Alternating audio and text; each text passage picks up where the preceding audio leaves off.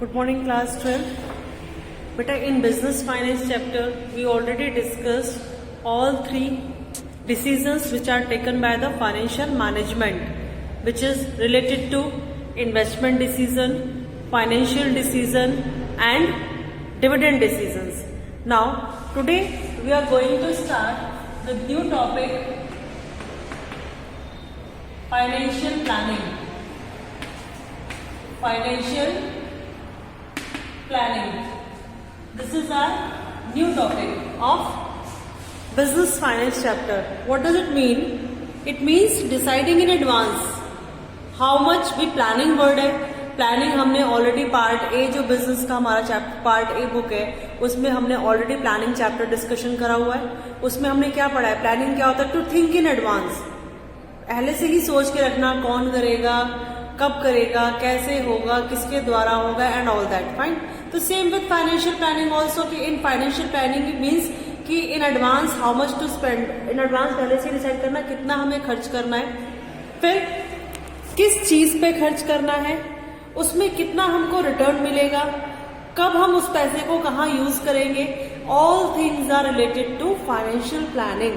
In other words we can say that determination of amount of finance needed कि जब हमें enterprise में run करना है, हमें या कोई काम करना है या कोई पर्टिकुलर प्रोजेक्ट स्टार्ट करना है, तो उस प्रोजेक्ट के लिए, उस वर्क के लिए वो वर्क स्मूथली रन करे विदाउट एनी इंटरप्शन.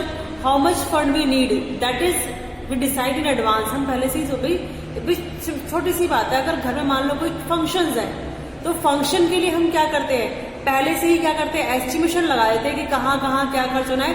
तो टोटल एक अमाउंट निकल के आता है कि इतना अमाउंट आपको पैसा हमें चाहिए अपने हाथ में कैश इन हैंड, जिससे हम क्या कर सकते हैं? अपना फंक्शन स्मूथली रन कर सकते हैं, सक्सेसफुली क्या कर सकते हैं? उसको कंप्लीट कर सकते हैं. Same with the organisation. Organisation में तो रोज नए नए काम रहते हैं, रोज कुछ ना कुछ होता है. तो टू थिंक इन एडवांस कि how much fund we required for smoothly running all activities in the organisation. फिर जब हमने इन एडवांस सोच लिया कि how much fund we need, भाई हम ऑलरेडी क्या कर सकते हैं? We already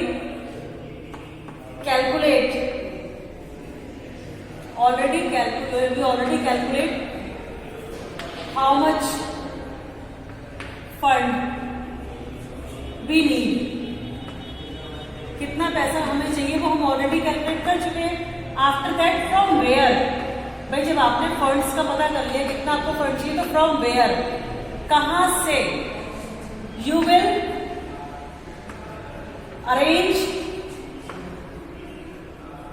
arrange the funds. कहां से पैसा अरेंज करेंगे, that thing is also decided in advance. ये नहीं कि जब पैसा चाहिए तभी सोचोगे अच्छा कहां से लाए पैसा. पहले से ही आप एडवांस में सोच के रखेंगे कि कितना फंड आपको चाहिए और उस फंड को आप कहां से अरेंज करेंगे. That is the part of the financial planning. ठीक है. फिर determination of suitable policies for proper utilisation and admission of fund. The financial planning begins with, जो हमारी फाइनेंशियल प्लानिंग है वो कहां शुरू होती है? ये कैलकुलेट करने में कि how much fund you need. ठीक है. For this finance manager do the sales forecast if the future prospect appear the bright. अगर हमें लगता है कि भाई सेल्स वालों से पूछते हैं कि आपको फ्यूचर कैसा लग रहा है, सेल कैसी है. अगर आपको अच्छा लगता है कि हाँ सेल बहुत अच्छी है, तो इट मीन्स आपको बहुत ज्यादा फंड अरेंज करने की जरूरत ही नहीं है. आपके पास ऑलरेडी सेल्स के थ्रू पैसा आएगा. But after estimating the requirement of funds, the next step is financial planning is decide to from where we have to raise the finance. Finance में भी इंटरनली अपनी कंपनी से भी आप पैसा अरेंज कर सकते हैं. कैसे? By issuing equity shares, preference shares, debentures, loan etcetera. Financial planning एक हमारा बॉर्डर होता है in a scope as does it and कि how much fund we need for long term, how much fund we need for short term finance. तो जो इसमें हमारा next topic आता है वो क्या होता है? Objectives of financial planning. जब भी फाइनेंशियल मैनेजमेंट फाइनेंशियल प्लानिंग करता है तो व्हाट आर देयर ऑब्जेक्टिव्स? तो फर्स्ट ऑब्जेक्टिव इज कि to ensure availability of funds whenever these are required. मतलब जहां से भी आपको पैसा अरेंज करना है, इस चीज का आपको एश्योरेंस होना चाहिए कि जब भी हमें पैसा चाहिए होगा हम तुरंत वहां से पैसा क्या कर सकते हैं? रेज कर सकते हैं. whenever management require fund, they can easily arrange the funds. Next, to see that firm does not raise resources unnecessarily. और ये भी ध्यान रखना होता है फाइनेंशियल मैनेजमेंट को कि जो फंड्स हम अरेंज कर रहे हैं, रेज कर रहे हैं, ऐसा ना हो कि जितना चाहिए मुझसे फालतू रेज करें, क्योंकि जब फंड्स एक्सेस में आ जाता है तो उसका यूज या मिसयूज ज्यादा होता है। भाई यूज है तो ठीक है, लेकिन अगर आप कोई चीज एक्सेस में एक्सेस में अरेंज कर लोगे, एक्सेस में ज्यादा लेकर रखोगे तो उसका फिर उतना ही मिसयूज भी ज्यादा होता है। तो इसलिए फाइनेंशियल मैनेजमेंट को ये चीज भी ध्यान रखनी है while they are planning about the financial management कि whenever they raise fund there is no unnecessarily rise in the funds.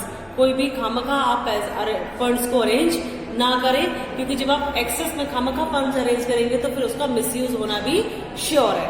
Fine, तो these are the objectives. Now the next topic is importance of financial planning. What are the importance? जब हम financial planning करते हैं तो उसकी क्या importance होती है?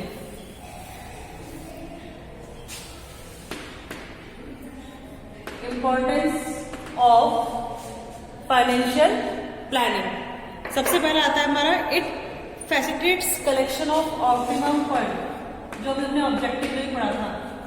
इट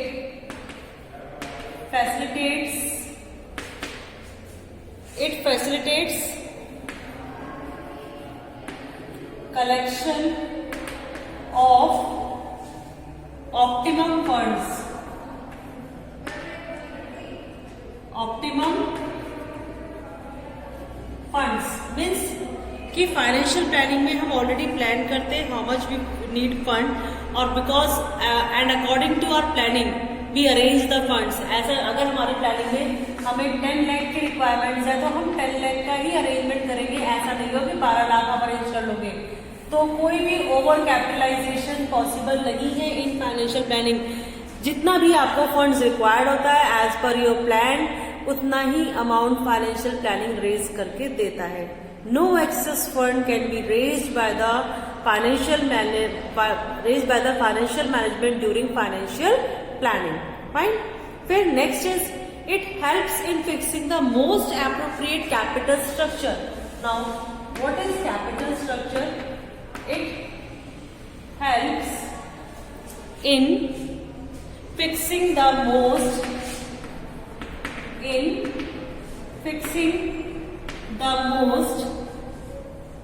appropriate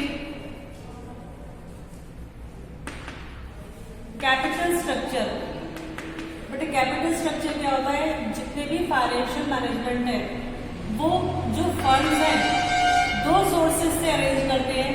पहला डेब्ट के थ्रू और इक्विटी के through. These are the 2 sources. जब हम इनका रेशियो डिसाइड करते हैं, when financial management are going to decide the ratio of debt or equity, means how much fund they want to raise from debt, how much fund they want to raise from equity, तो that is called capital structure। तो financial management इस चीज में भी help करता है कि कितना पैसा उन्हें डेट के थ्रू अरेंज करना चाहिए, कितना पैसा इक्विटी के थ्रू अरेंज करना चाहिए। फिर they also help in financing the amount in the right project. Means कि जो फाइनेंशियल प्लानिंग है वो ये भी सजेस्ट करता है कि कितना पैसा हमें किस फंड में या किस प्रोजेक्ट में इन्वेस्ट करना चाहिए जिसमें हमें मैक्सिमम से मैक्सिमम रिटर्न मिल सके। Helps in operational activity also. The success और द फेलियर ऑफ प्रोडक्शन, किसी भी प्रोडक्शन का सक्सेस या फेल होना किस पे डिपेंड करता है? कंपनी की फाइनेंशियल एक्टिविटीज के ऊपर डिपेंड करता है कि क्या फाइनेंशियल डिसीजन लिया है। अगर फाइनेंशियल मैनेजमेंट पैसे को सही जगह इन्वेस्ट करता है, राइट डिसीजन लेता है, तो स्मूथली सारे फंक्शंस परफॉर्म करेंगे। But if financial management are not able to take appropriate decisions regarding the financial activities, तो मे बी द फंक्शंस और production functions are not able to smoothly running. Fine, base for financial control. जो financial control है कि कितना पैसा आएगा, कहाँ लगाया जाएगा, उसका बेस फाइनेंशियल प्लानिंग ही तो होता है। और दूसरा फाइनेंशियल प्लानिंग का हमारा एक इम्पोर्टेंस ये भी है कि financial planning make sure that कि किसी भी पैसे का कहीं भी कोई मिसयूज ना हो। All funds are use properly. Fine, फिर next is helps in avoiding business shocks and surprises. जब हम पहले से ही फाइनेंशियल प्लानिंग में अपने आप को तैयार करके बैठे हुए हैं कि अगर ये सिचुएशन होगी तो उसको हम इस तरीके से फेस करेंगे, अगर सिचुएशन में ये चेंजेस आ गए तो उसको हम इस तरीके से फेस करेंगे, तो हम ऑलरेडी हर सिचुएशंस को अपने माइंड में प्लान करके चल रहे हैं। तो उसमें क्या होगा कि अगर कुछ चेंजेस आते हैं तो हमें कोई शॉक या सरप्राइज नहीं होगा, because we already prepared ourself. हम अपने आप को हर सिचुएशन के अकॉर्डिंग प्रिपेयर कर चुके हैं, तो कोई शॉक नहीं, कोई सरप्राइजेस नहीं मिलेंगे with the help of financial planning, because already आप इन एडवांस हर सिचुएशंस को अपने अकॉर्डिंगली क्या कर रहे हो, डील करने की कोशिश, डील करने के लिए अपने आप को ऑलरेडी प्रिपेयर करके चल रहे हो बाय एडवांस प्लानिंग। फिर link between investment and financing decisions. Investment and financing decision means financial planning क्या होता है, हेल्प करता है क्या चीज डिसाइड करने में कि क्या डेब्ट रेशो और क्या इक्विटी रेशो, पीछे भी हमने कहा था। तो by deciding where to invest the fund it creates, भाई जब आपने ये डिसाइड कर लिया कि पैसा हम डेब्ट के थ्रू लेंगे या इक्विटी के थ्रू लेंगे, तो फिर आपको सेकंड स्टेप क्या लेना है, ये भी डिसाइड करना है कि from where you have to invest your money, पे आपको अपना पैसा कहाँ इन्वेस्ट करना है। इसलिए भाई एक इन्वेस्ट कर रहा है और एक तरफ फाइनेंस है, तो ये क्या एक तरीके से लिंक बिटवीन किसके बीच में, financing and investment both. Helps in coordination also, भाई अगर आपका फाइनेंशियल मैनेजमेंट अच्छा है तो प्रोडक्शन, सेल्स, फाइनेंस, मार्केटिंग, इन सबको क्या मिलती है, प्रॉपर हेल्प मिलती है so that they can do their work properly. फिर लास्ट में हमारा आता है जो फाइनेंशियल मैनेजमेंट है, present as well as future दोनों से लिंक्ड है। भाई अगर आज आपका डिसीजन अच्छा होगा, सही होगा, सही प्रोजेक्ट पे आप पैसा लगाओगे तो फ्यूचर में ग्रोथ करोगे। डिसीजन गलत हो गया आज तो फ्यूचर आपका क्या हो जाएगा, लॉस में चला जाएगा। तो इसलिए कहा जाता है कि फाइनेंशियल प्लानिंग जो है हमारा फ्यूचर और प्रेजेंट दोनों से लिंक्ड है। फाइन, तो ये तो था हमारा बेटा financial planning. Now come to the next topic, उसका थोड़ा सा मीनिंग एक्सप्लेन कर लेंगे, बाकी फिर उसमें हमारा न्यूमेरिकल बेस है थोड़ा सा, वो आपको हम अपनी नेक्स्ट वीडियो में एक्सप्लेन करेंगे। फाइन, तो next topic is about capital structure, जो अभी हमने डिस्कशन भी करा था in our last topic, capital structure. What is capital structure? It means the proportion of debt and equity used for financing activities. It means the proportion of debt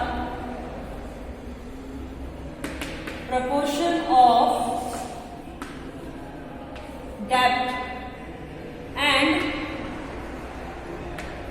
equity, debt and equity used for financing,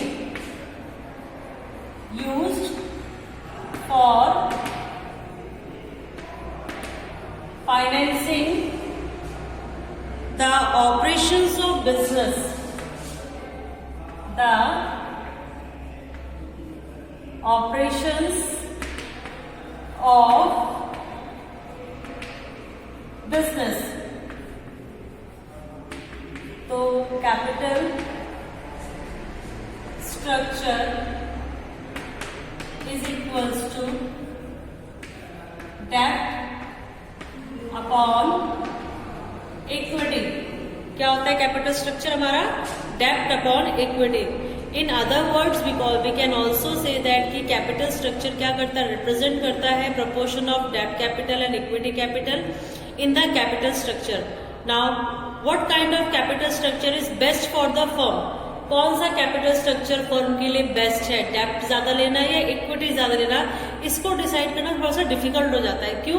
क्योंकि the capital structure should be such which increase the value of equity share. Capital structure ऐसा होना चाहिए जो equity share की value को increase करे। Y? ऐसा क्यों हम कह रहे हैं? क्योंकि हमने जब चैप्टर स्टार्ट करा था तो उसमें हमने क्या पढ़ा था कि फाइनेंशियल जो मैनेजमेंट है उसका एक सबसे इम्पोर्टेंट ऑब्जेक्टिव होता है that they want to increase the wealth of the shareholders और to maximise the profit of the share holders.